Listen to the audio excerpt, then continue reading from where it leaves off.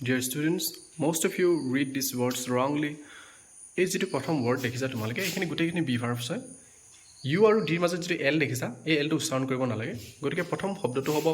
could not cooled তাৰপিছত হ'ব should not শুল্ড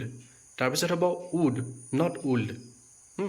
কুডটো এটা অক্সিলাৰী ভাৰ্ব যাক আমি বি ভাৰ্ব বুলিও কওঁ বা আমি হেল্পিং ভাৰ্ব বুলিও কওঁ চামটাইমছ মানুহে ছাপৰ্টিং ভাৰ্ব বুলিও কয় এই কুডটো আমি কেনেকৈ ইউজ কৰিব পাৰোঁ ফাৰ্ষ্ট অফ অল আমি ইয়াকে পলাইটনেছ বা ভদ্ৰতাৰে কাৰোবাৰ আগত কথা ক'লে আমি কুডটো ইউজ কৰিব পাৰোঁ যেনেকৈ could you give me 10 rupees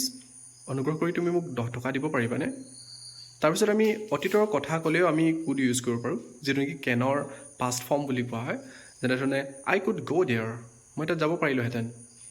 সেইটো কুড মনত ৰাখিব কুড শুড আৰু উড আটাইকেইটাৰে পিছত V1 মানে ভাৰ্ব 1 ইউজ হয় তাৰপিছত আছে শুড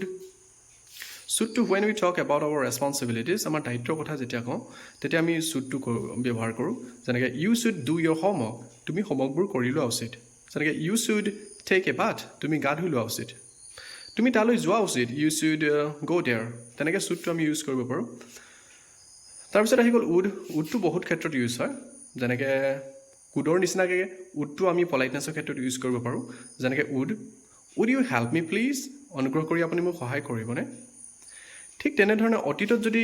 কিবা ধৰণৰ কাৰ্য হেবিচুৱেল এক্টিভিটি বা অভ্যাসগত কাম যদি আমাৰ আছিল সেইটো বস্তু বৰ্ণনা কৰিবলৈ আমি উড ইউজ কৰিব পাৰোঁ উদাহৰণস্বৰূপে